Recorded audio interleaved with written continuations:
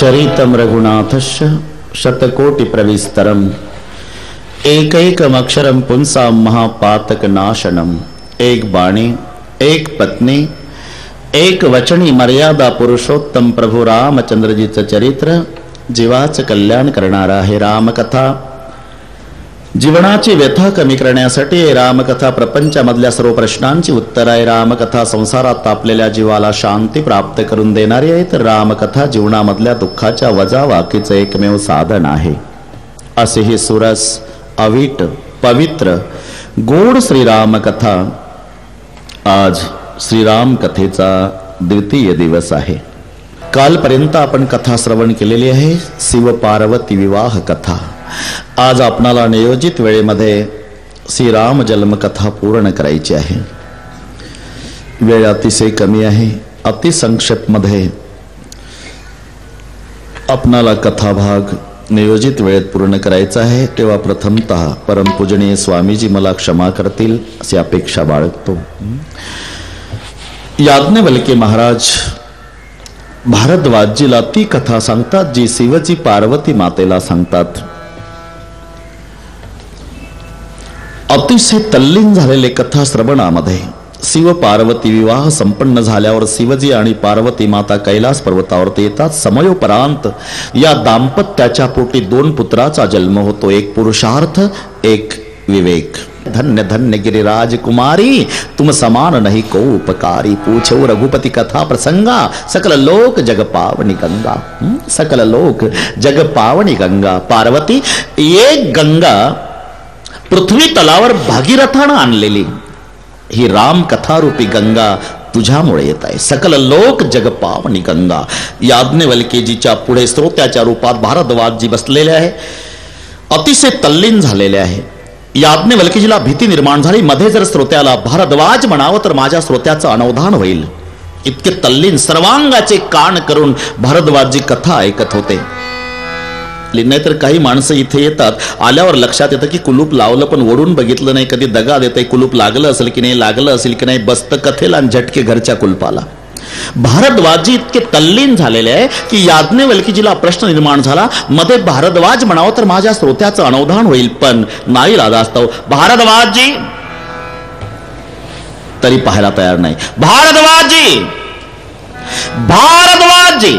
आणि मग भारद्वाजजीने डोळे उघडले आणि पहिल्यांदा नमस्कार करून एक विनवणी केली, याज्ञवल्क्य बाबा मेरी एक प्रार्थना है, 27 तारीख तक कथा सुनाते जाओ, मुझे बीच में कभी भारद्वाज मत कहो। आपकी कथा तपे हुए जीवों को शांति का छिड़काव देने वाली है, बहुत प्यारी लग रही है, बस कथा सुनाते जाओ, मुझे बीच में कभी भारद्वाज भी मत कहो।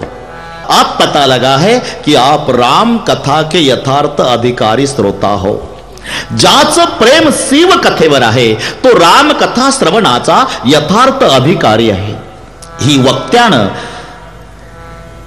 राम कथेच्या आधी शिव कथा सांगून श्रोत्याची परीक्षा घेतलेली आहे। प्रथमई मैं कैसे वचरित बूझा मर्म तुम्हारा। प्रथमई मैं कैसे वचरित बूझा मर्म तुम्हारा।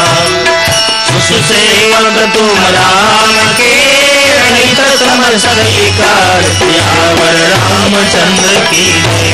उमापति महादेव की जय। पवन सुत हनुमान की जय। बोलो रे भाई सब संतन की जय। प्रथमई मैं कैसे वचरित बूझा मर्म तुम्हार। तुम्हाला प्रथमता मी शिव कथा सांगून परीक्षा घेतलेली आहे, लेकिन अब पता लगा है भारद्वाज सच सेवक तुम राम के रहित समस्त विकार, सियावर रामचंद्र की। आप पता लगा है कि आप राम कथा के यथार्थ अधिकारी श्रोता हो। ही परीक्षा कशाप्रमाणे कल्पना करा, एखादा गृहस्थ एका गावामध्ये आला, एका ग्रामस्थाला विचारलं, अमुकाचं घर कुठे आहे? मला तितकी वेळ नाही, पण आता पुढे जा, गावामध्ये एक वडाचं झाड आहे, तिथे गेला की उजवीकडे जायचं, मग आंब्याचं झाड लागेल, तिथून पुन्हा उजवीकडे जा, मग लिंबाचं झाड असेल, तिथून पुन्हा पुढे जा, पिंपळाचं झाड असेल, तिथून पुढे आला की बाभळीचं झाड असेल, मग तिथून पुढे आला की त्याचं घर असेल. धन्यवाद. तो निघाला. गावामध्ये शिरल्यावर वडाचं झाड, तिथून उजवीकडे निघाला आंब्याचं झाड, तिथून उजवीकडे गेला लिंबाचं झाड, तिथून उजवीकडे गेला मग पिंपळाचं झाड, आणि तिथून उजवीकडे गेला बाभळीचं झाड. असं करून तो तिथे आला ज्या व्यक्तीपासून आत गावात गेला होता. नमस्कार, चांगलं मार्गदर्शन करता. वडाचं झाड, आंब्याचं झाड, पिंपळाचं झाड, तुमच्या सांगण्याप्रमाणे गेलो तर पुन्हा तुमच्याच जवळ आलो. तो म्हणला तसं नाही, मी तुमची परीक्षा घेतली, म्हणजे खरंच त्याच्या घरी जायचं आहे का टाइमपास म्हणून विचारतो आहे, पण मी सांगतोय तसा हेलपाटे खात गेला म्हणजे तुझी तळमळ लक्षात आली, हे पुढचं त्याचं घर.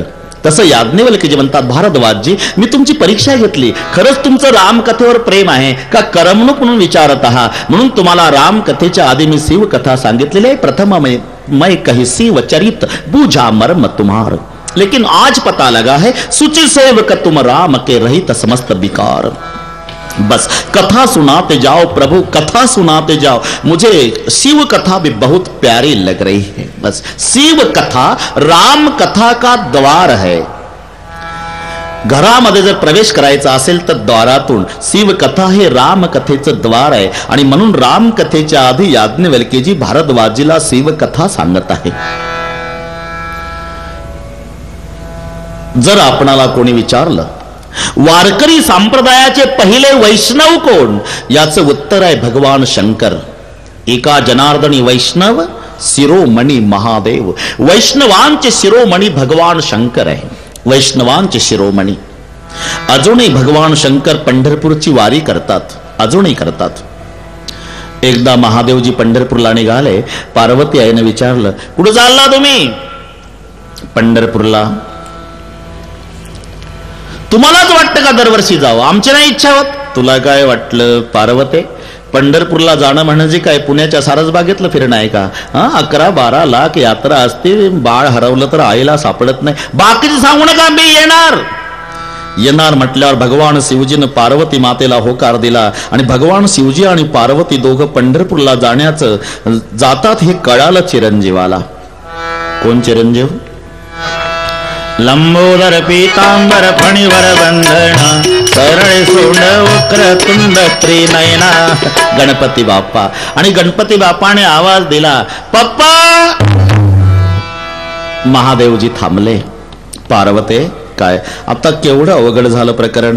एवढ्या मोठ्या पोटाचं पोर एवढ्या गर्दीत कसं फिरवायचं? पार्वती आहे म्हणाले, येता तर येऊ द्या ना, मग आपली गाडी काढा. गाडी म्हणजे नंदी बैल. आणि मग नंदी बैलावरती तिघे जण बसले, गणपती, भगवान शिवजी आणि पार्वती. नंदीवर बसलेले भगवान शिवजी, पार्वती आणि गणपती पंढरपूरच्या वारीला निघाले. आणि छोट्या रेल्वेच्या अलीकडे जे तळ आहे तिथपर्यंत आल्यावर पार्वती आईनं पंढरपुरातला तो सोहळा बघितला. 90 वर्ष वयाचे म्हातारे वारकरी 22च्या जवानाला लाजवील असे बेहोश होऊन नाचत होते. लुब्धली नादी लागली समाधी, मूढ जन नर नारी लुकारे. पंडित ज्ञानी योगी महानुभव, एकच सिद्ध साधकारे. नाचते आनंद कल्लोळी पवित्र, गाणे नामावळी. तो सोहळा बघितला आणि पार्वती आईनं सांगितलं, तुमचा विठोबान तुम्ही, आपली नाही हिंमत आत यायची. महादेव म्हणाले, पार्वती तुला कॉटन ग्रीनला सांगितलं होतं, अवघड जाईल. आता थांब इथेच. इतिहास पहा. पार्वती तळावर थांबल्या. मग भगवान शिवजी गणपतीला घेऊन नंदी बैलावरती बसून पंढरपुरात प्रवेश करतात. आताचं पंढरपूर नाही बाळासाहेब, मास्टर प्लॅनच्या आधीचं. माणसाला चालावं लागत नव्हतं तेव्हा, गर्दी चालवत असायची. आणि त्याच्यामध्ये बैल घुसवला यांनी, आणि चंद्रभागेकडून येऊ लागले महाद्वाराकडे. तेव्हा नरहरी मठाच्या समोर वारकऱ्यांनी अडवलं. कुठला वारकरी आहे तुम्ही? चालता येत नाही माणसाला, बैल घुसवला गर्दीत, मारता का माणसं? महादेवजी म्हणाले, नंदी, वारकरी संतापले बाबा. वारकरीच्या पुढे आपलं काही चालत नाही. कोणाचं? महादेव बडा देव सब देवन का बाबा. बाकीच्याच काय घेऊन बसला तुम्ही वारकऱ्याच्या पुढे? यांनी जर पताका उलटा केल्या आता काही खरं नाही. तू इथंच थांब. नंदीला नरहरी मठाच्या समोर जे मारुतीचं मंदिर आहे, हनुमंताच्या पुढे नंदी थांबला. नाही तर हनुमंता पुढे नंदी असण्याचं काही कारण नाही. मी सांगतो तो इतिहास पहा. तळावर पार्वती, हनुमंता पुढे नंदी, आणि मग तिथून गणपतीला घेऊन महादेवजी निघाले. नामदेव पायरीच्या वर पायऱ्या चढून आले. गणपती, काय बाबा थकलो बेटा, मग तू या कोनाड्यात बैस. आपण वर चढला पायऱ्या चढून महाद्वारात की कोनाड्यामध्ये तुम्हाला गणपतीची मूर्ती दिसेल. तिथे गणपती, तळावर पार्वती, हनुमंता पुढे नंदी, कोनाड्यामध्ये गणपती. आणि मग भगवान शिवजी आत जातात. पांडुरंग परमात्म्याला कळालं माझा कैलासपती महादेवजी आला. आनंदाला पारावार नाही. महिमा वर्णिता महेशू तेने मस्तकी वंदिला. अजूनही लिंग प्रतिमा पांडुरंगाच्या डोक्यावर आहे. म्हणजे कोणी विचारलं पहिले वैष्णव कोण? एका जनार्दनी वैष्णव शिरोमणी महादेव. वैष्णवांचे शिरोमणी भगवान शंकर आहे. मग जो कोणी स्वतःला वारकरी समजत असेल, वारकऱ्याचे सगळे नियम सांभाळतो, एकादशा, पंढरपूरची वारी, हरिपाठ, ज्ञानेश्वरीचं वाचन, तंतोतंत नियम सांभाळतो, पण निंदा शंकराची करतो, त्याचं तोंड पाहिल्याने पाप होतं. होणी वैष्णव जो का निंदी सदाशिव, त्याचे पाहू नये वदन. मूर्खा होणी मूर्ख पूर्ण, विष्णुसी भजला शिव दुरावला. अदपात झाला तया नरा. दोन्ही एक आहे. भांडणं अज्ञानी भक्तात आहे, ज्ञानी भक्तात नाही, अज्ञानी भक्तात. अजून एक कट्टर शैव, कट्टर वैष्णव, हा वाद तुम्ही पहा. यांना जर हरभरे घ्यायचे असले तर कट्टर वैष्णव हरभरे म्हणत नाही. तिथे गेल्यावर त्या धान्याला हात लावतात आणि धान्याला हात लावून विचारतात विष्णू भरे काय भाव, पण हरभरे म्हणत नाही. शब्द हर मुखाला येईल म्हणून. सदरा शिवायचा असेल तर टेलरच्या पुढे उभं राहतात आणि त्या टेलरला कापड दाखवतात आणि सांगतात टेलर या कापडाला माझ्या मापाचा दोरा घाला, असं फिरून बोलतो. पण सदरा शिवा म्हणत नाही, शिव शब्द येईल म्हणून. अशा कट्टर वैष्णव आणि कट्टर शैवामध्ये सोयरीक जुळली. कट्टर वैष्णव आणि कट्टर शैव. कट्टर शैवाची मुलगी कट्टर वैष्णवाच्या मुलाला देण्यात आली. ती नांदायला आली. मुलगी सकाळी उठली आणि सारवायला लागली. सून सारवत असताना वैष्णव सासरा उठला, रागानं लाल झाला. बरं का सुनबाई? काय मामाजी? हे तुझ्या बापाकडे चालतं आडवं. आम्ही उभ्या चंदनवाले वैष्णव, आडवं भस्मवाले नाही, आडवं सारवायचं नाही. सून घाबरली. पहिल्या दिवशी जर असे प्रतिबंध तर जीवन जगायचं कसं? म्हणून त्या दिवशी सुनेने उभं उभं उभं उभं ओबड धोबड सारवलं. तोपर्यंत सासरा प्रातर्विधीला गेला. तिकडनं आला आणि सासरा जेव्हा दात घासायला बसला तेव्हा ती शैवाची मुलगी होती. जरी सून वैष्णवाची होती तरी कन्या शैवाची होती. तरा तरा तरा चालत बाहेर आली आणि दात घासणाऱ्या सासऱ्याचा हात धरला. थांबा मामाजी. का सुनबाई? वैष्णव आहात आपण, हा आडवे दात घासायचे नाही. मग सासरा हादरला. बरं का सुनबाई, उद्यापासून तुम्हाला वाटेल ते तुम्ही करत जा, मला वाटेल ते मी करत जा. असा सरळ येणार वाद. हरिहरा भेद नाही नका करू वाद, एक एकाचे हृदय. आपण पहा, भगवान शंकर गौरवर्णीय आहे आणि भगवान विष्णू नीलवर्णीय आहे. आपण आरती झाल्यावर जे वर्णन ते महादेवाच आहे.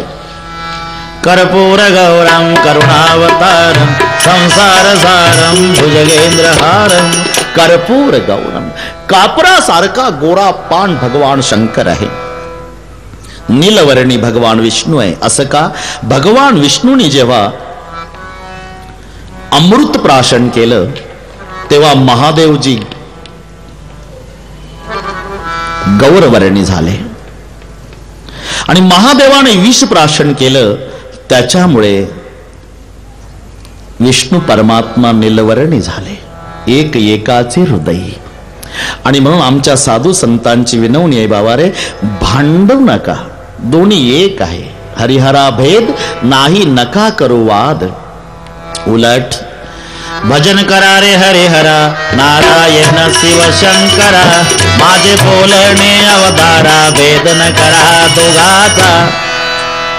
पाय तेथेचा दृष्टांत तुम्हा सांगेन सत्य वृत्तांत. नारायणे सेविले अमृत झाला श्वेत महादेव. नारायणे सेविले अमृत झाला श्वेत महादेव. भगवान विष्णू अमृत प्राशन करतात तर महादेव पांढरा होतो.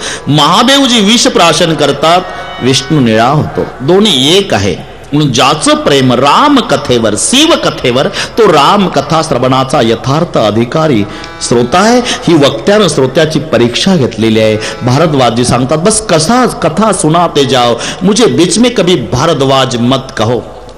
धन्य धन्य गिरिराज कुमारी, तुम समान नहीं को उपकारी. पूछो रघुपति कथा प्रसंगा, सकल लोक जग पावनी गंगा. तुम रघुवीर चरण अनुरागी, किन्हु प्रश्न जगत हित लागे. राम कथा कलि बिटप कुठारी, सादर सुनु गिरिराज कुमारी. राम कथा सुंदर करतारी, संशय बिहग उडाव निहारी. संशय रूपी पक्षाला उडवून लावण्याची क्षमता ज्या राम कथा रूपी टाळी मध्ये आहे, वैसा तो मेरा भगवान निर्गुण निराकार तत्व है देवी. निर्गुण निराकार किसे कहते हैं प्रभु? बस जो पैर बिगर चलता है, कान बिगर सुनता है, आग बिगर देखता है. बिनु पद चलहि सुनहि बिनु काना, कर बिनु कर्म करहि विधि नाना. आनंद रहित सकल सबोगी, बिनु बाणी बकता बड़ जोगी. बिनु पद चलहि, जो पायाशिवाय चालतो. बिनु पद चलहि. दुसरा एक भाव आहे, ज्याचं पदाशिवाय चालतं. बिनु पद चलहि, त्याच्याकडे कोणतंच पद नाही. आणि म्हणून या क्षेत्रामध्ये हा शब्द दिसणार नाही तुम्हाला. माजी राष्ट्रपती, माजी मुख्यमंत्री, माजी पंतप्रधान, तसं ऐकलं कुठे? माजी रामचंद्र भगवान, माजी संत तुकाराम महाराज, माजी ज्ञानेश्वर महाराज. का? बिनु पद चलही, हे पदाशिवाय चालले आहे. सुनही बिनु काना, काना सिवाय ऐकतो. चिट्टी के पैरों में घुंघरू बजत है, वो ही अल्लाह सुनता है. सुनहि बिनु काना, कर बिनु कर्म करहि विधि नाना. कर बिनु कर्म करहि, हाताशिवाय काम करतो. दुसरा एक भाव आहे, कर बिनु कर्म करहि. कर म्हणजे टॅक्स, टॅक्स न घेता भगवान काम करतो. कर बिनु कर्म करहि. त्याने पाडलेला पाऊस, ते तळामध्ये पाणी साचल्या जातं, मग नळाच्या द्वारा आमच्या घरी येतं. मग दुसरीच माणसं खाकी कपडे घालून टॅक्स वसुलीला येतात. पण पाऊस पाडणारा भगवान कधी 72च्या दुष्काळात कॉटन ग्रीन परिसरात टॅक्स वसुलीसाठी फिरला नाही. का? कर बिनु कर्म करहि विधि नाना. आनंद रहित सकल भोगी, बिनु बाणी बकता बड़ जोगी. तन बिन परस नयन बिनु देखा, ग्रही घ्राण बिन पास अशेषा. असी सब भाती अलौकिक करणी, महिमा जासु जाई नाही बरणी. पार्वती माता मध्येच बोलल्या. मग असं जर निर्गुण निराकार तत्व तुमचा परमात्मा ब्रह्म, हा मग ते सगळीकडे राम ब्रह्मचिन्मया विनाशी, सर्व रहित सब उरपुर बासी. नात धरेऊ नरतन के हेतु, मोई समझावई कहो वृष केतु. अगर निर्गुण निराकार तत्व है तो उसको निराकार क्यों होना पड़ता है? निराकार को माझा प्रभू तेव्हा अवतार घेतो ज्या ज्या वेळेला धर्माची हानी. जब जब होई धर्म के हानि, जब जब होई धर्म के हानि, जब जब होई धर्म के हानि, जब जब होई धर्म के हानि, बढ़ई असुर अधम अभिमानी, बढ़ई असुर अधम अभिमानी. बाळे असुर अधम अभिमानी. आपण पहा, संत गोस्वामी तुलसीदासजींचं वाङ्मय, श्रीमद भगवत गीतेचा श्लोक आणि चौपाई जवळजवळ भाषांतर आहे, शब्द सुद्धा मागे पुढे नाही. यदा यदा हि धर्मस्य ग्लानिर्भवति भारत, अभ्युत्थानमधर्मस्य तदात्मानं सृजाम्यहम्. परित्राणाय साधूनां विनाशाय च दुष्कृतां, धर्म संस्थापनार्थाय संभवामि युगे युगे. हे भारत, यदा यदा हि धर्मस्य ग्लानिः भवति तदा तदा अहम आत्मानं सृजामि. किं कारणं? साधूनां परित्राणाय दुष्कृतां विनाशाय धर्म संस्थापनार्थाय अहम युगे युगे संभवामि. यदा यदा हि धर्मस्य ग्लानिः भवति, इथे शब्द आहे जब जब होई धर्म की हानी, तदात्मानं सृजाम्यहम तब तप प्रभु दरी विविध शरीरा. ज्या ज्या वेळेला धर्माची हानी अधर्माची वाढ होते पार्वते, त्या त्या वेळेला माझा प्रभू अवतार येतो. मग कधी कधी माझा परमात्मा नरसिंह होतो, कधी कधी वराह होतो, कधी कधी परशुराम होतो, कधी कधी वामन सुद्धा होतो. पार्वती आई मध्येच बोलले, हे पहा 7:15 वाजले. नरसिंह होतो, वराह होतो, परशुराम होतो, वामन होतो. पालाळ लावू नका, मुद्द्याचं बोला. राम कशासाठी होतो? राम त्याची 5 कारण आहे. 5?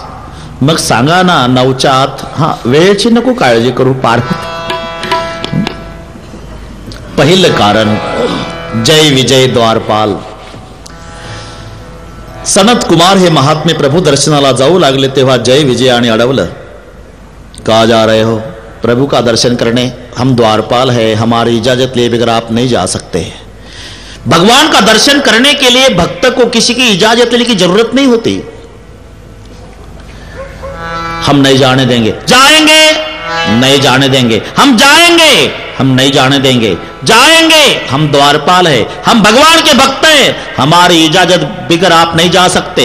हमें इजाजत की कोई जरूरत नहीं. हम जाएंगे, नहीं जाने देंगे. जाएंगे, नहीं जाने देंगे. जाएंगे. हे अडवतात. शेवटी सनत कुमाराने शाप दिला. प्रभू दर्शनाला जाऊ देत नाही. राक्षसवाल. प्रभूला ऐकायला गेलं. प्रभू बाहेर आले. काय केलं सनत कुमारांनो? अरे ती त्यांची ड्युटी, चोख कर्तव्य बजावत होते ते राक्षस होतीलच, पण त्रास साधू संताला देतील. आता तुम्ही बदलवून द्या काहीतरी. मग एकच, जर विरोधी भक्ती केली 3 जन्मात मुक्त व्हाल, आणि भजन केलं तर 7 जन्मात मुक्त व्हाल. प्रभूने विचारलं, जय विजय तुम्हाला काय मान्य आहे? जय विजयाने विचार केला की 7 जन्म हरिपाठ काकडा केल्यापेक्षा 3 जन्म भांडणं केलेली काय वाईट? आम्हाला विरोधी भक्ती मान्य आहे प्रभू. तथास्तु.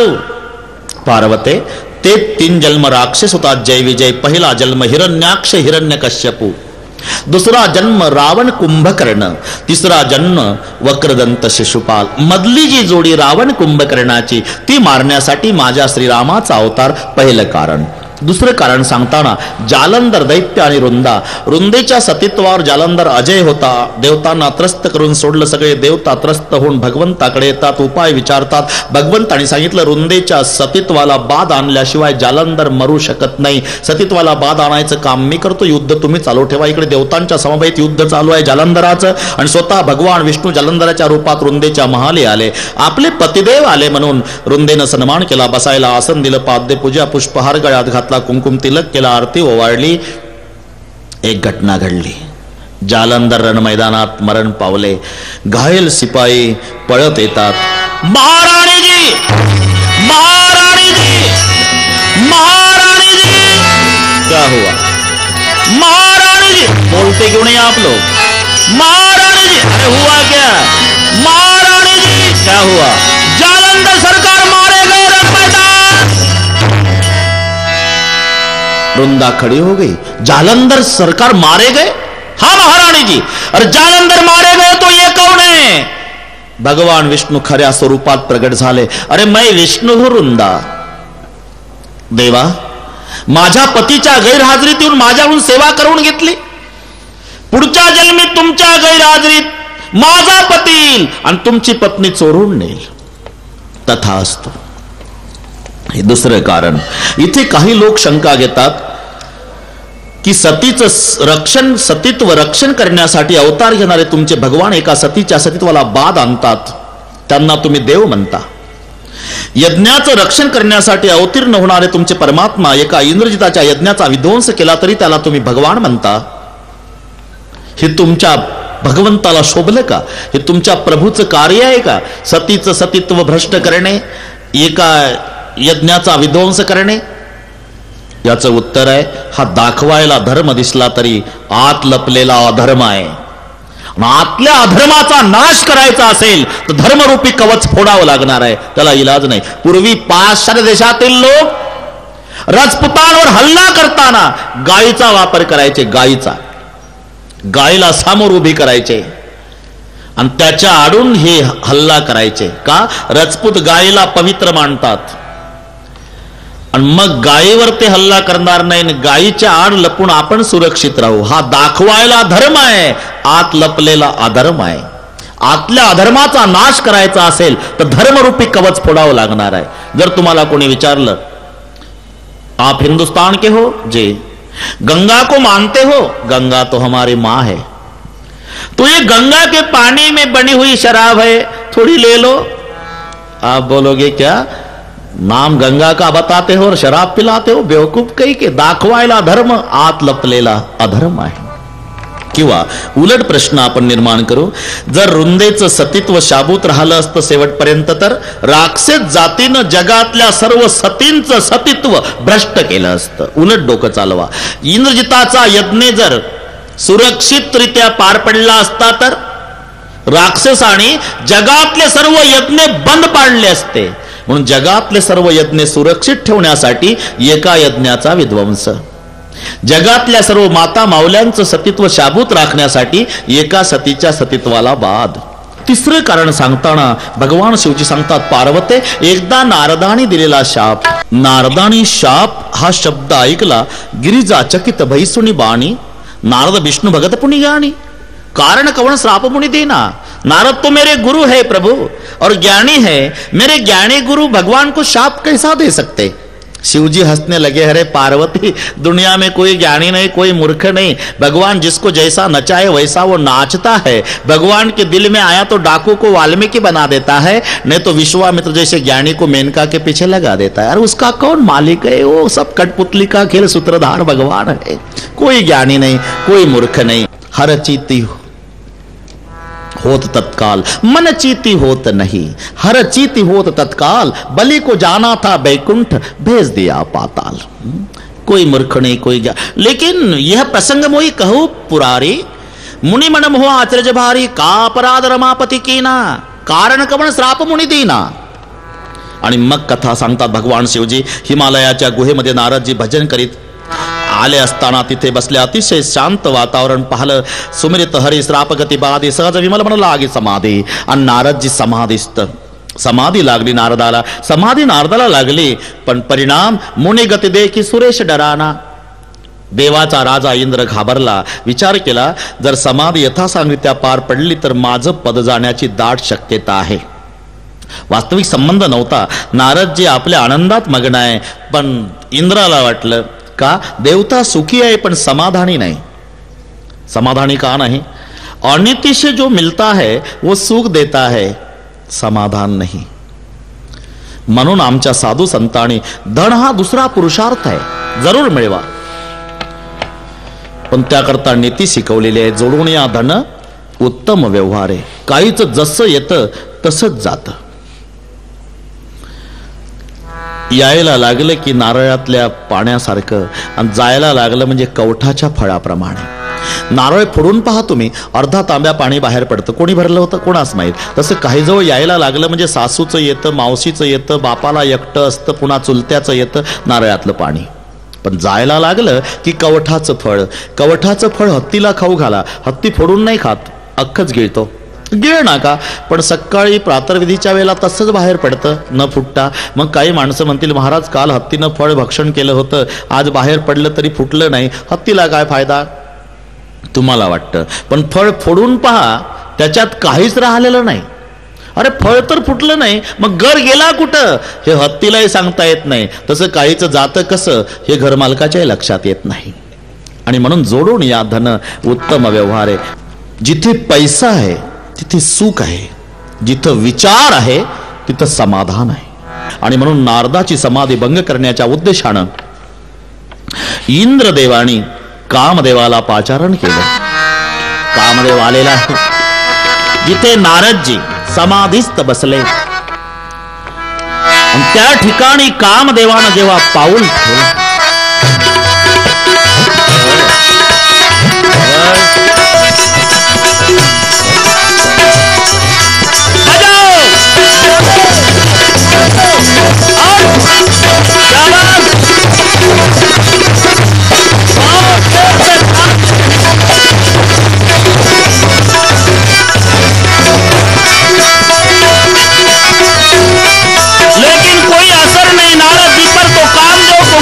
आया और गुस्से में आकर कामदेव बोल उठे, बंद करो और चले जाओ. तिथलं सांगतोय. सिम की चाप सकई कोहता सुबड़ रखवार रमापति जासु भयउन नारद मन कचरोषा कहे प्रिय बचन काम पत्तोषा नाय चरण सिरवाय सुपाय गयो मदन तब सहित सहाय. कामदेवाला नारदाने हरवलं, पण कामदेवाने 3 गोष्टीच्या द्वारा नारदाला हरवलं. पुराचा हार, नमस्कार आणि स्तुती. कामदेवाने नारदाची स्तुती केली, नारदाला हार घातला आणि नारदाला नमस्कार केला. स्तुती परावी या मुखे रुचिकर. स्तुती अजूनही कुमारिका आहे, तिचं लग्न झालेलं नाही स्तुतीचं. का? सज्जनाला स्तुती आवडत नाही तर स्तुतीला सज्जन आवडतात. दुर्जनांना स्तुती आवडते तर स्तुतीला दुर्जन आवडत नाही. म्हणून स्तुती कुमारिका, अजून लग्न झालेलं नाही. तिला जे आवडतात त्यांना हे आवडत नाही आणि ही ज्यांना आवडते ते हिला आवडत नाही.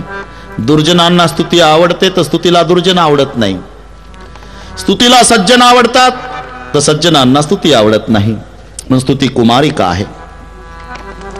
नमस्कार, नमः करोति ती नमस्कारः. नमून केल्या जातो त्याला नमस्कार म्हणतात. नमस्कार करताना मान वाकली पाहिजे. नमस्कार, नाही तर छाती काढून नमस्कार ही रगेली झाली. नमस्कार नाही, नमः करोति. तसं फुलाचा हार, हार खरंच यथार्थ शब्द आहे. हार, ज्याच्या हातात हार असतो तो सरळ उभा राहतो आणि ज्याला घालून घ्यायचा असतो तो मान वाकवतो. हे तर मान्य आहे ना. हाराच्या पुढे हार मान्य केल्याशिवाय हार गळ्यात येत नसतो, त्यालाच हार म्हटल्या जातं. हार, नमस्कार, स्तुती, फुलाचा हार. 3 गोष्टीच्या द्वारा कामदेवाने नारदाला जिंकलं. कामदेव निघून जातात आणि तिथून नारदजी निघाले, ब्रह्मदेवाकडे जातात. तिथे सांगत सुटले, पठ्ठ्यानं काम जिंकला. नंतर महादेवाकडे गेले. राम कीन चाहे सोई होई, अरे अन्यथा असं नाही कोई. शंभु बचन मुनि मन नाही भाई. संबुदीन उपदेश तर नाही, नारद ही सहन झालं नाही. भगवान शिवजीनं सांगितलं का? नारदजीला वाटलं बरोबर आहे, यांना हरवलं मी जिंकलं, यांना माझं वर्चस्व सहन होत नाही, हे कुठं कुठं जातंय. म्हणून 2 शिवगण पाळत वरती. तिथून भगवान विष्णूकडे नारदजी येतात. क्षीर सिंधु गवने मुनिनाथा. आओ नारद जी, बहुत दिन के बाद दर्शन दे रहे हो. समय नहीं था भगवान. कहाँ थे? हिमालय की गुहा में बैठा था, समाधि लग गई और समाधि भंग करने के लिए कामदेव आया, मैंने काम को हराया. भगवान विष्णू म्हणाले, आता एवढा रामायण सांगणारा आमचा बुवा कोणाजवळ कामाचंच सांगत सुटला. आपला बुवा बिघडला, वेळी सावध केलेला बरा. नारदा, तुझं भजन करणारे सुद्धा माणसं कामाला जिंकतील, तू जिंकलं यात काय नवल. आणि नारदजी ज्या रस्त्याने जातात, भगवंतानं मायावी नगर तयार केलं. 400 कोस बिरचऊ मगमह नगर ते 7 योजन विस्तार. 100 योजन श्रीनिवासपुर ते अधिक रचना विविध प्रकार. देशोदेशीचे राजे, स्वतःची माया विश्वमोहिनी, 17 वर्षाचं वय संपादन, तारुण्य संपादन केलेली आपली कन्या म्हणून शिलनिधी नावाचा राजा आणि देशोदेशीचे राजकुमार आलेले आहेत. तिथून नारदजी जातात. सुंदर राजकुमार बघितले. नारदाने विचारलं, इथे गर्दी कशाची? अहो स्वयंवर आहे. कोणाचं? राजा शिलनिधीच्या कन्येचं, विश्वमोहिनीचं. आज जातात. राजा शिलनिधीनं सन्मान केला, बसायला आसन दिलं, आपल्या कन्येला बोलवलं, विश्वमोहिनीला. बाबा हिचं भविष्य सांगा. आणि नारदानी मुखाकडे पाहायला सुरुवात केली. पागल झाले नारद. का? विश्वमोहिनी, विश्वाला मोहून टाकण्याची क्षमता जिच्यात आहे ती माया विश्वमोहिनी, प्रभूची माया. नुसतं मुखाकडे बघू लागले. मुखाकडे मनात म्हणतात, बापरे एवढं सौंदर्य जगात, हे आज कळलं मला. हे जर आधी कळलं असतं तर मी काल पेपरला पहिल्या पानावर दिलं नसतं. पठ्ठ्यानं काम जिंकला. आता काही झालं तरी ही मला प्राप्त झाली पाहिजे. काय केलं म्हणजे प्राप्त होईल मनात. शेवटी म्हणावं लागलं राजा शिलनिधीला, तोंड काय पाहता, भविष्य पहा, हात बघा हात. बळेच हाताकडे बघू लागले. भविष्य उलट वाचलं. 14 ब्रह्मांडाचा मालक हिला पती मिळणार असं भविष्य होतं, पण उलट वाचलं. ही ज्याला माळ घालणार आहे ना राजा, तो 14 ब्रह्मांडाचा मालक होणार आहे. इतकं सांगून नारदजी निघून गेले. नारदजी विचार करतात, आता काय केलं म्हणजे मला ती प्राप्त होईल. आणि लक्षात आलं का? कन्या वरयते रूपम, कन्या वरयते रूपम. नारदजी अरण्यामध्ये येतात, डोळे मिटले, प्रभूची प्रार्थना केली आणि प्रभू लगेच प्रसन्न झाले आणि नारदाला विचारतात, बोलो नारद क्या चाहिए? भक्ति ज्ञान वैराग्य के बारे में क्या चाहिए? वो तो अधिक मात्रा में मेरे पास है भगवान, भक्ति भी है, वैराग्य भी है और ज्ञान भी है मालिक, तो चाहिए क्या? बस मुझे सुंदर बना दो प्रभु. तथास्तु असं म्हणून भगवान अंतर्धान पावले. अख्खे नारद सुंदर, अख्खे नारद सुंदर, फक्त तोंडात बंदर, बाकी सगळे सुंदर. सोन्यासारखी कांती, हळदीच्या गाभ्यासारखा देह. नारदजीला वाटलं बस नंबर मेरा ही लगने वाला है. आणि मग दुसऱ्या दिवशी नारदजी स्वयंवर मंडपामध्ये येतात. पहिल्या लाईन मध्ये एक आसन खाली, त्या आसनावर येऊन बसतात. सगळ्यांचं लक्ष नारदाकडे. ते दोन शिवगण राजकुमाराच्या रूपातले, एक अलीकडून एक पलीकडून बसलेलं, मध्ये नारदजी येऊन बसले. सगळे नारदाकडे पाहतात. नारदाला वाटलं सगळ्यांचं लक्ष माझ्याकडे आहे म्हणजे नंबर मेरा ही लगने वाला है, सबसे सुंदर मैं हूं. पुरे निगाह नारद जी की तरफ. इकडचा पलीकडच्याला म्हणतो, का रे आतापर्यंत वाटत होतं आपल्याला की नंबर तुझा नाही तर माझा कोणातरी लागल, पण हे मध्ये येऊन बसलं देखणं, आता याच्यापेक्षा कोण देखणं आहे?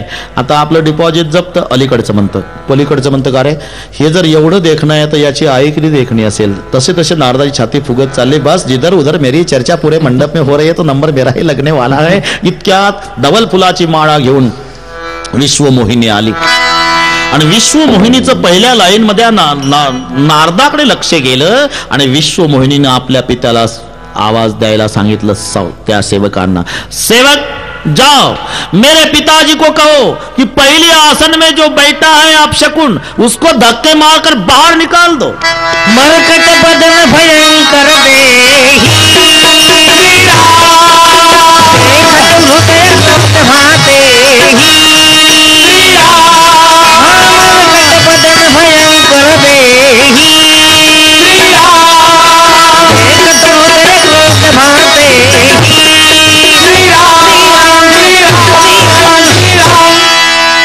मरकट बदन धक्के मार कर निकाल दो.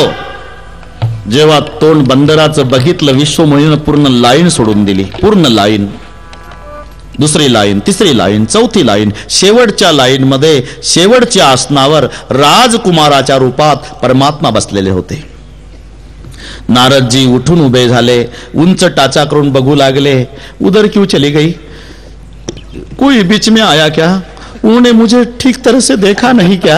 हे दोन शिवगन, बैठ जाइए बाबा, वो पूरा चक्कर लगा कर आएगी बाबा, आपसे सुंदर पूरे मंडप में है कौन? बाबा बैठ जाइए, बाबा बाबा बैठ जाइए, बैठ जाइए बाबा. माग पाहू नका, तिथलं सांगतोय. बैठ जाइए, धीरज धरो बाबा, हिम्मत रखो बाबा, बाबा बैठ जाइए बाबा, सत्यमेव जयते बाबा, नंबर आपका ही लगेगा बाबा, बैठ जाइए. नहीं वो उधर क्यों चली गई? मुझे देखा नहीं क्या? बीच में कोई आया क्या? ठीक तरह से देखा नहीं, मैं इतना सुंदर हूं, उधर चली क्यों गई? बैठ जाइए बाबा, पूरा चक्कर लगाकर आपके पास आएगी बाबा. शेवटच्या लाईन मध्ये शेवटच्या आसनावर परमात्मा बसले राजकुमाराच्या रूपात. त्यांच्या गळ्यामध्ये पुष्पमाला घातली आणि भगवान विश्वमोहिनीला घेऊन दुल्हन ले गए लक्ष्मी निवासा, ले गए लक्ष्मी निवासा, ले गए लक्ष्मी निवासा, दुल्हन ले गए लक्ष्मी निवासा, दुल्हन ले गए लक्ष्मी निवासा, दुल्हन ले गए लक्ष्मी निवासा, दुल्हन ले गए लक्ष्मी निवासा,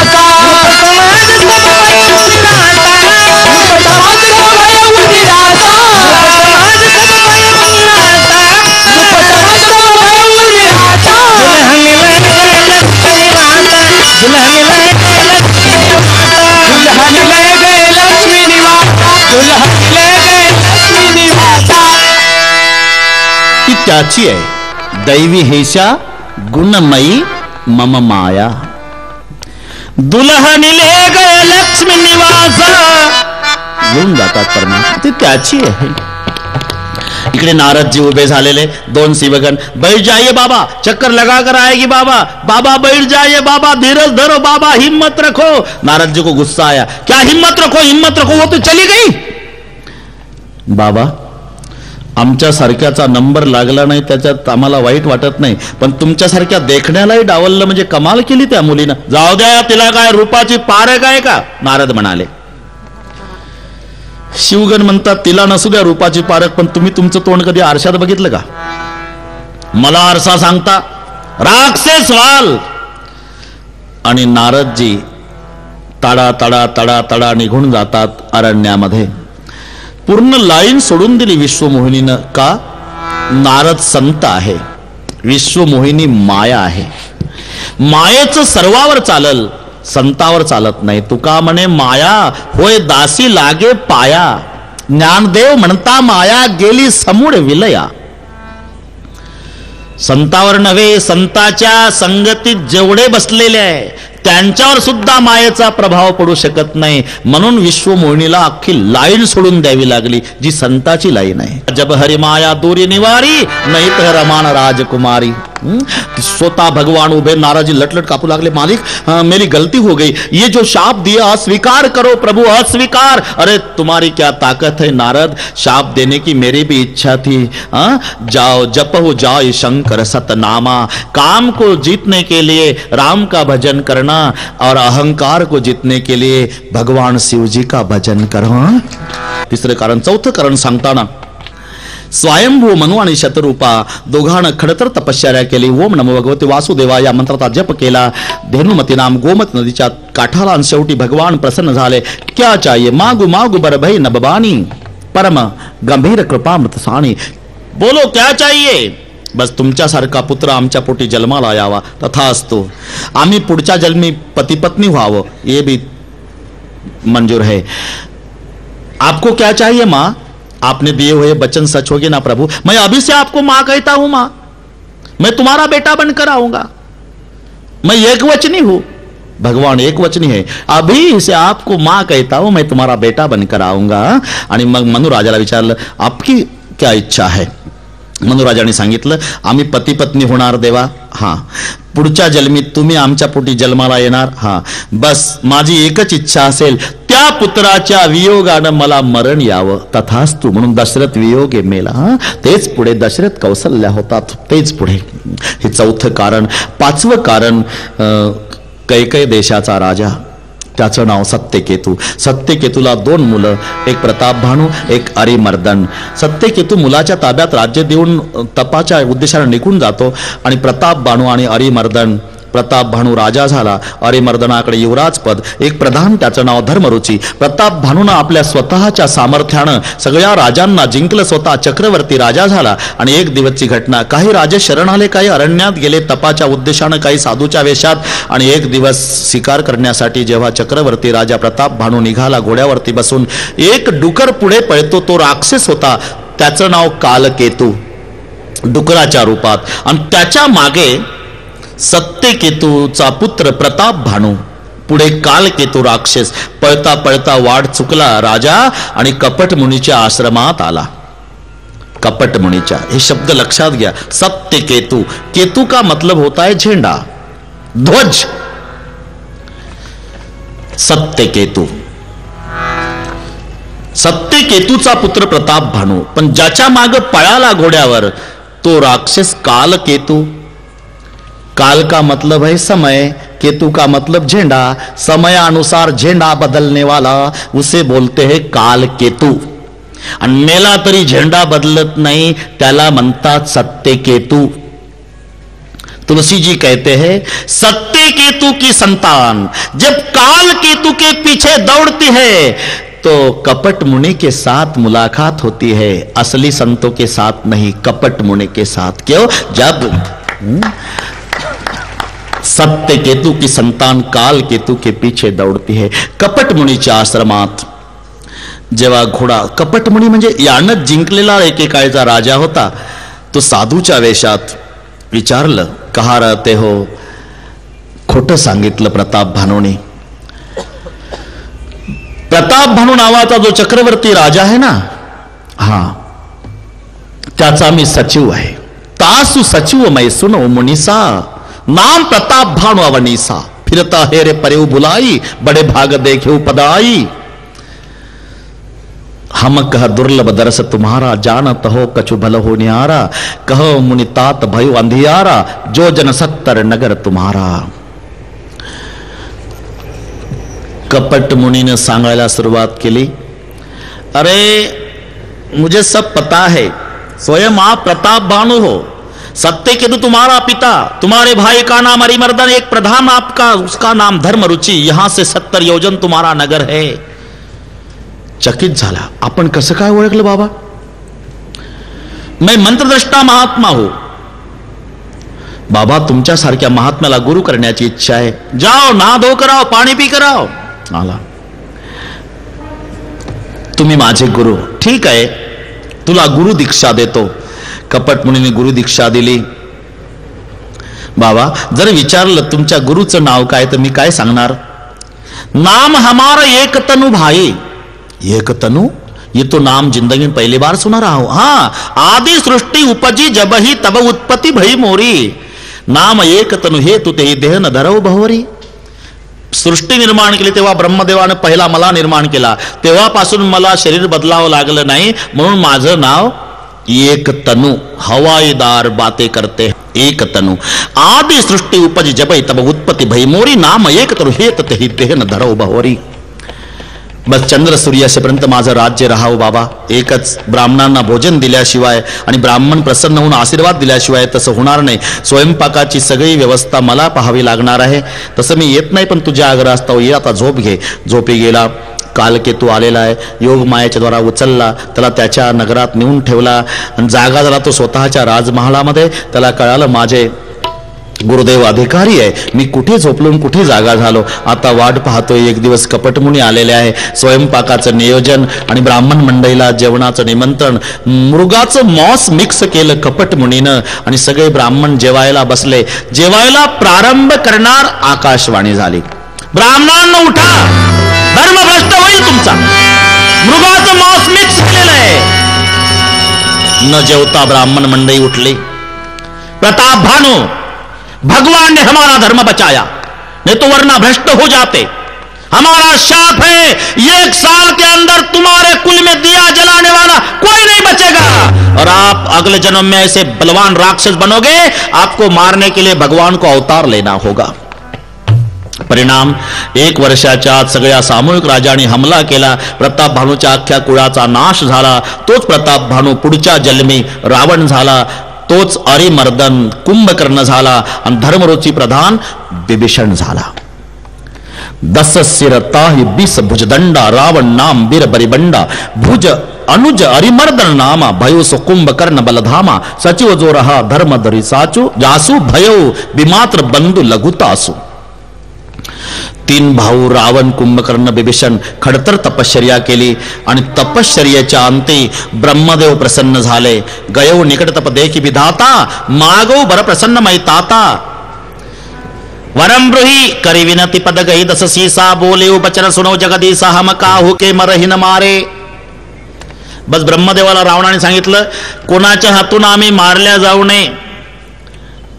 हम काहू के मरहि न मारे, मला मरणच येऊ नये. ब्रह्मदेव हसला. अहो दुसरे काही मागा, दुसरे काही मागा, मीच स्वतः मरणार आहे तर. आणि बरोबर आहे, ज्या दुकानात जे माल मिळतो त्याची मागणी करायची आहे. प्रसन्न झाले ब्रह्मदेव, प्रसन्न झाले. काय पाहिजे रावणा? बस हम काहू के मरहि न मारे. अरे मीच मरणार आहे, दुसरे काही मार. असं आहे का? मग बानर मनुज जात दुई मारे. एक तर नराकडून मरण अथवा वानराकडून. तथा असतो. मग रावणाचा जिकडे तिकडे अधर्माचा सुळसुळाट. रावणाने कुबेराचा खजाना लुटला. नागकन्यांचं अपहरण केलं. लंकेमध्ये राज्य प्रस्थापित केलं. जिकडे तिकडे अधर्माची वाढ, धर्माची हानी. रावण आपण समजतो तितका सामान्य नाही. पार्वती आईमध्येच बोलल्या, राक्षस कसे असतात प्रभू? बाळे खलबऊ चोर जुवारा. दे लंपट पर धन परदारा. शिवजी सांगतात, चोऱ्या करतात, जुगार खेळतात, साधू संताला मानत नाही. मानई मातु पिता नाही देवा. साधून सन करवा वै सेवा. जिनके यह आचरण भवानी. ते जाणेहू निशिचर सब प्राणी. पूर्वी राक्षसांमध्ये सुद्धा माणुसकी होती. पूर्वी. आता उलट असण्याची शक्यता आहे. पूर्वीच्या राक्षसातही माणुसकी. म्हणून एक माणुसकी असणारी राक्षसीन सापडली माता सीतेला. अशोकवनात. तिचं नाव त्रिजटा. आणि सीतामाई त्रिजटेजवळच रडायची.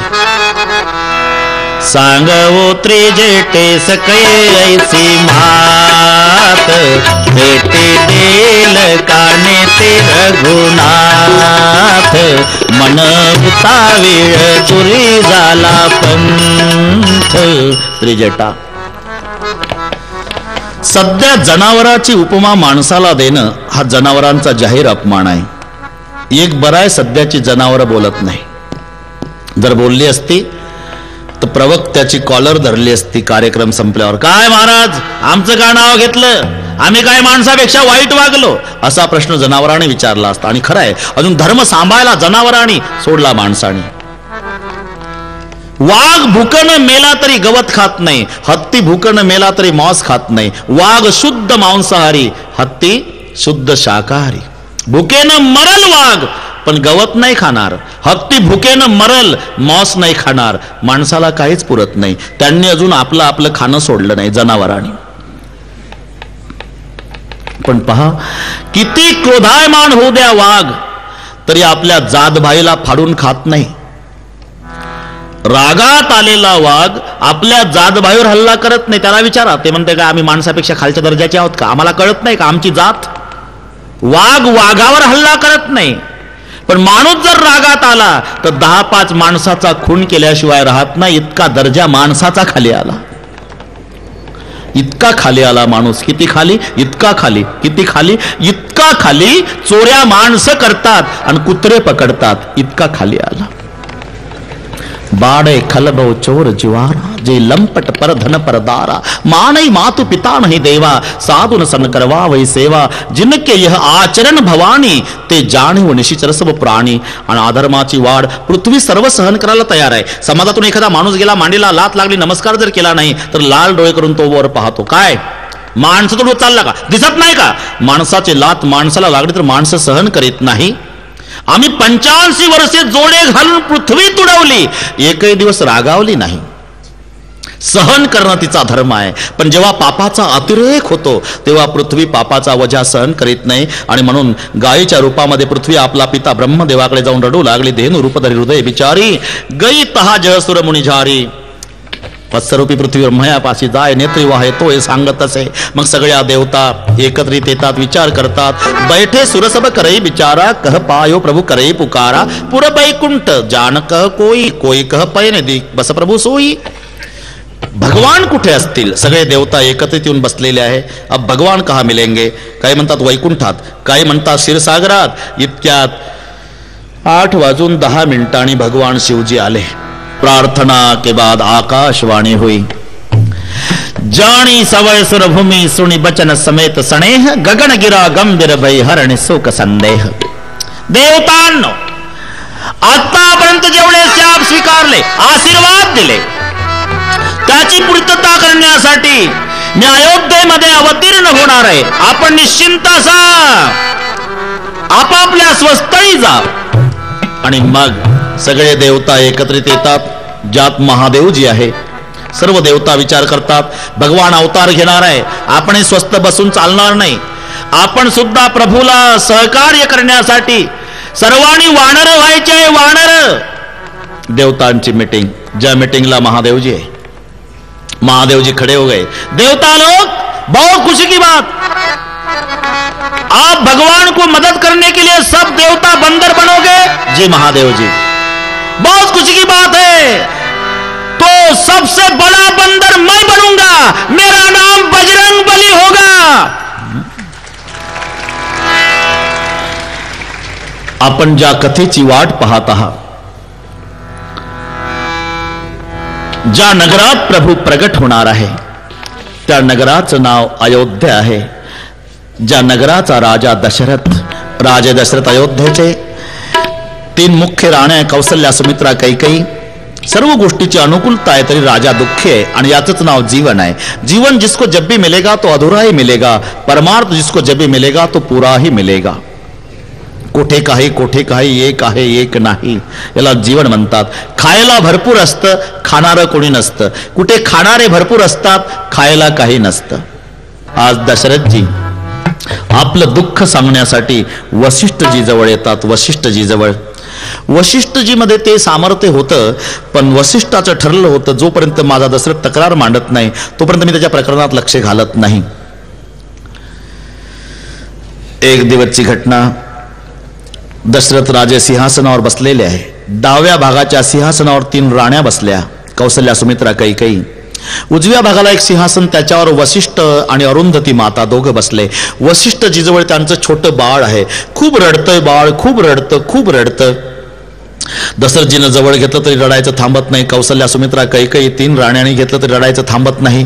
सारखं रडतंय. अरुंधती माता त्रासली, वसिष्ठ त्रासले. शेवटी दशरथजीनं विचारलं गुरुदेवाला, गुरुदेव, मेरी तीनों रानियां थक गई, मैं भी थक गया, आप भी थक गए, गुरुमाता थक गई, तो भी आपका बेटा बहुत रो रहा है, हुआ क्या बच्चे को? दशरथ, आज मेरा बेटा मुझे रो रो कर सवाल पूछ रहा. इतना सा बेटा और सवाल पूछ रहा? हाँ. कौन सा सवाल? आज मेरा बेटा इसलिए रो रहा है दशरथ, वो रो रो के मुझे पूछ रहा है कि पिताजी अपना गुरु का घराना है, दशरथ का शिष्य का घराना है. आप तो दशरथ जी के गुरु बन गए, लेकिन भविष्य में मेरा क्या होगा? मैं किसका गुरु बनूंगा? पिताजी दशरथ को बेटा नहीं, इसलिए आज मेरा बेटा रो रहा है. बस तीर निशाने पर लग गया और दूसरे दिन दशरथ जी वशिष्ठ जी के पास आ गए. निज दुख सुख सब गुरु ही सुनायो, कही वशिष्ठ बहुविधि समझायो, दरव धीर होई सुतचारी. तुला पुत्र कामेष्ट यज्ञ करावा लागेल राजा. तत्पूर्वी 3 स्वापद मारावे लागतील. 3 स्वापद मारण्याच्या उद्देशानं दशरथजी अरण्यात जातात. दिवसभर फिरले पण स्वापद मिळालं नाही. संध्याकाळ झाली. सरोवराच्या काठी दाट पाल्याच्या वृक्षावर दशरथजी लपून बसले. इथे स्वापद पाणी प्यायला येईल आणि आपणाला अचूक मारता येईल. संध्याकाळ झाली, मध्यरात्र झाली, पहाट झाली, पण स्वापद आलं नाही. मग त्याच रात्री श्रावण आपल्या आंधळ्या मायबापाला कावडीमध्ये बसवून काशी यात्रेला निघालेला. तहानेने व्याकुळ झालेले आंधळे मायबाप. आणि जेव्हा श्रावण आला म्हणतात, बाळा पाणी पाच. पहाटेची वेळ. श्रावणानं कावड लटकवून दिली. पाणी शोधण्यासाठी श्रावण तिथे आला ज्या सरोवराच्या काठाला दशरथ राजा मारण्यासाठी स्वापद टपून बसलेला आहे. पहाटेची वेळ आहे. श्रावणानं पाणी बघितलं. आनंदाला पारावार नाही. गुडघा इतक्या पाण्यात श्रावण गेला. कमंडलू बुडवला. बुडवल्यावर बुडबुड बुडबुड बुडबुड आवाज झाला. लक्षवेधी बाण मारण्यात तरबेज राजा दशरथ. अचूक बाण दशरथ राजाचा सुटला. सू सू आवाज करीत बाण श्रावणाच्या वर्मी लागला. धप्प दिशी श्रावण पाण्यामध्ये उलटा पडला. कमरे इतका पाण्यात, बाकीचा जमिनीवर. कमंडलू लवणलेला. पाणी सांडतो. काळा कुरळ्या जटा विखुरलेल्या. वक्षसोयात बाण फसला. भळभळ रक्त वाहत. काठाचं पाणी तांबडं झालेलं. आचके देतोय. मनुष्यवाणीनं वरडून पडलेला श्रावण.